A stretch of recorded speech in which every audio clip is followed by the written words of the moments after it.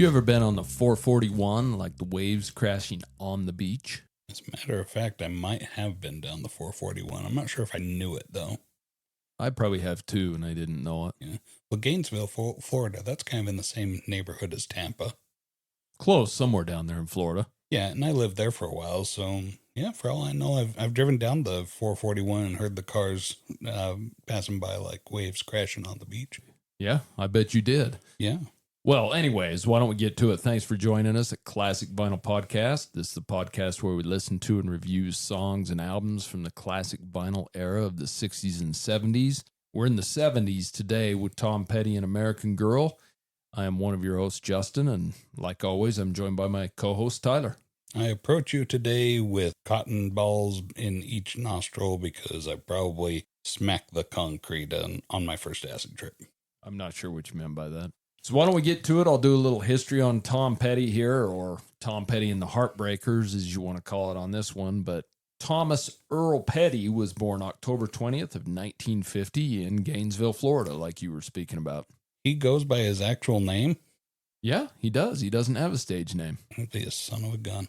He dropped the Earl. Well, obviously. I mean, who wants to go by Earl? And, of course, Tom Petty was a member of Tom Petty and the Heartbreakers, Mudcrutch, and the Traveling Wilburys.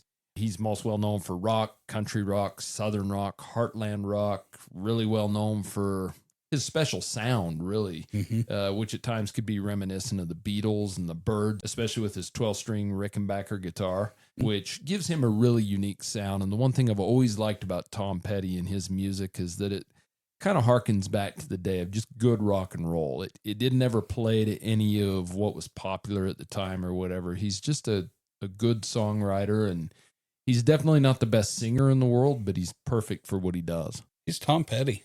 You know, this guy, I've got so much admiration for this guy. He is someone who I have confused with the Beatles before, in that his song Last Dance with Mary Jane and Lucy in the Sky with Diamonds from the Beatles, I've gotten those songs confused before.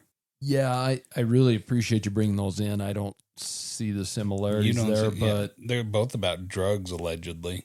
Something like that, yeah. But, allegedly. Yeah, allegedly, but I really admire somebody that can get me to confuse them with the Beatles.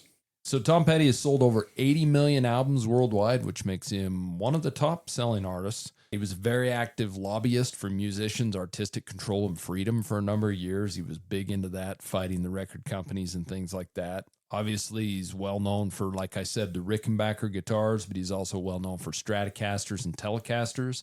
All in all, he's released 13 studio albums with the Heartbreakers. All 13 of those studio albums hit the top 100. 12 of them hit the top 25. 7 in the top 10. Damn the Torpedoes and Mojo both hit number 2. Hypnotic Eye hit number 1. Now he's released 3 solo albums under the Tom Petty name. Full Moon Fever hit number 3. Wildflowers, which was really kind of an entry point for me in the mid-90s. It hit number 5. Highway Companion hit number 4. He's released 14 live and compilation albums.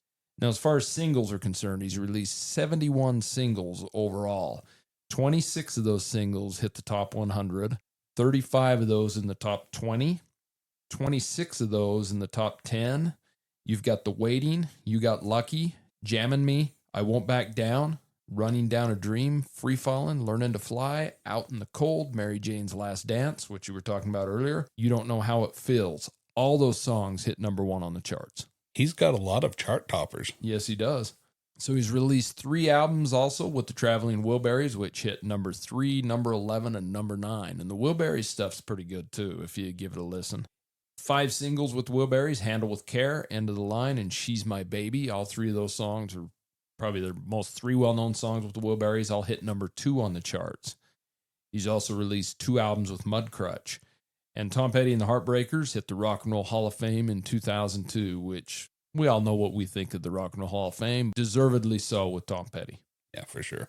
So another thing about Tom Petty, he's acted as well. Notably, he was in The Postman. He's been in The Simpsons, King of the Hill. So he's got good humor on him, and you can tell his voice. He's very distinctive when he sings, but he's also very distinctive when he talks. He's got that nasally voice, almost Bob Dylan-esque. He does, that's an interesting way to put it, almost Bob Dylan-esque, because Bob Dylan doesn't have the most attractive sounding voice, but he's got a very unique voice that's very easily identifiable. Oh yeah, without a doubt. And I think Tom Petty is right alongside that. And he doesn't sound like Bob Dylan, but he is just as identifiable in his voice. Yeah, and it just shows what music can really do. It doesn't matter if you're the best singer in the world. If it fits, it fits. And he's a perfect example of that.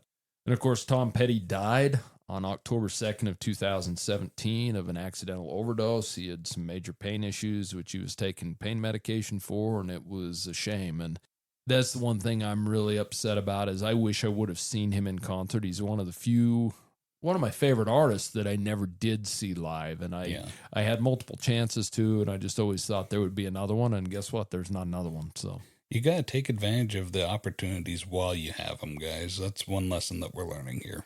Life will pass you by. Well, take it easy, baby. Make it last all night. Make it last all night.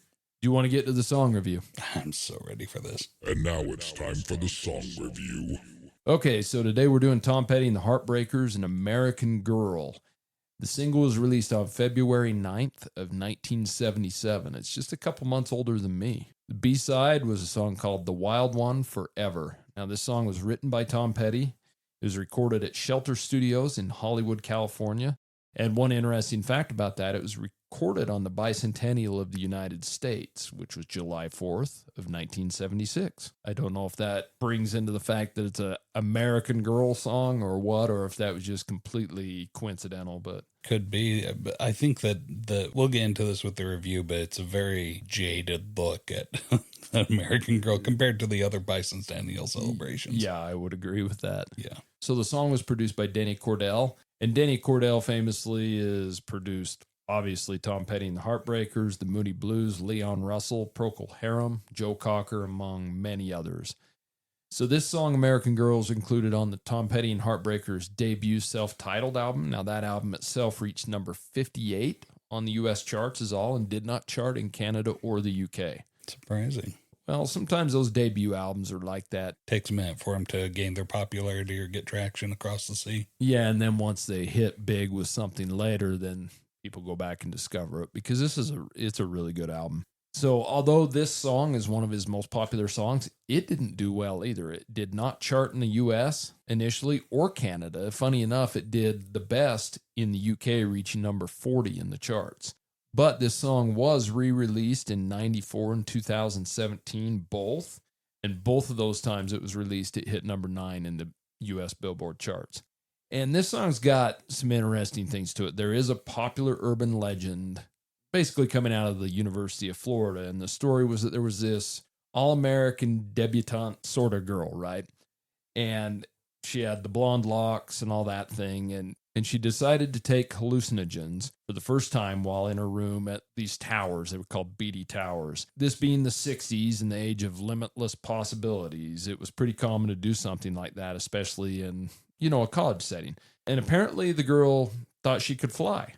As one does when you've on taken acid. LSD, you think you can fly. So she exited through the window and arrived face first on the concrete below. Whee! Yeah, what a fun thing. It was actually a real big deal in Gainesville, Florida at the time, which was still just a pretty little college town. It represented the end of innocence experienced by baby boomers during the 70s, which was a big thing. We've talked about that here before, the end of innocence, the naivety that just kind of went down the road once the 70s hit. People think Tom Petty used that as an inspiration, and he wrote poignant song based on the story for the first album, and, the rest is history. And the funny thing about Beatty Towers is they were on State Road 441, which is mentioned in the second verse of this song, like we said right up front. But Tom Petty has said that he wrote this in his apartment he had in Encino. It was right next to the freeway, and the cars sometimes sounded like waves from the ocean, which was why there's that line about the waves crashing on the beach. The words just came tumbling out very quickly, he said. And it was started writing about people who were longing for something else in life, something better than they currently had. Who knows what it was about? I kind of like the urban legend thing. That kind of sounds good about a girl deciding to jump out of a tower because she's tripping on acid, arrive at the ground with her face. But who knows? I mean, a similar song that I would say like Poison, Fallen Angel. Yeah. And it's kind of the same thing as, here's somebody who has this quintessential American life that dreams of something more out there, right? Yeah. Yeah, and she goes off to chase her dreams and finds out that it's not at all what she thought it was going to be out there. Exactly. And she ends up going back home again. And her face... I think her face was fine, though. Her face was probably okay. Yeah. I don't think she did a nosedive onto the concrete below. Well, who knows? Hope not. So one unique thing about this song, this is the song that Tom Petty and the Heartbreakers played last. Their very last song they played in 2017, just about a week before Tom Petty passed away. Not a bad song to go out to. It's not a bad song. Well done. So this has been used in a ton of television, film, and commercials. One popular one we talked about, Silence of the Lambs, Fast Times at Ridgemont High, The Sopranos. There's a ton of others. For what it's worth, Rolling Stone has ranked this song as high as 169 on their top 500, which is pretty high for a song that didn't initially chart. Very true. So after listening to this song, I know you've heard it before, but what is your history with this song? I think my introduction to this song has been Silence of the Lambs. This is the song that the senator's daughter is jamming out to in her car right before she's about to become a victim of Buffalo Bill. I don't know if I need to mention spoiler alert. If you haven't seen it, then, even so, it's not going to really ruin the plot for you. And it would come out in like 1991. Yeah. I mean, this thing, it's almost as old as me. So, yeah. Which is about that time that this song had its revival, right? So I'm sure that I'm not the only person that associates this song with Silence of the Lambs. I remember it for that movie, but that's not really what introduced me to it. I think Last Dance with Mary Jane came out and he released his greatest hits. That's when I really explored him. I think it was like 92, 93, sometime around there. And that's really when I got into Tom Petty. Yeah. But American Girl, this one, I've heard it on the radio. I don't know. Let's see. My first time watching Silence of the Lambs was probably in the early 2000s. And it's only after I watched that movie that I started to hear this song on the radio. Yeah. And it's still played quite frequently today. Mm-hmm. So after listening to it for a couple times with the purpose of reviewing it and giving us your expert basement opinion, what are your thoughts on American Girl? I'm kind of surprised that this song hasn't had as much of a patriotic celebration as Born in the USA from Bruce Springsteen has. I mean, they're kind of along the same lines as that. This is a song about celebrating America, but not really. Yeah, it's kind of a dark song, really, if you read into the lyrics. So, I mean, it is all about that. It's a beautiful song. It starts off, I think that one thing that Tom Petty has done very well, and I've seen this in other songs that he's done too, he matches the music to the lyrics perfectly. Like the message that he's sending, this song, it starts off with that strumming guitar, almost like, driving music. You're out on the road and it's just like that regular hum of the engine. And this is a really good driving song. It really is. It's got that steady rhythm, almost like, the seams in the concrete and stuff. And just boom, boom, boom.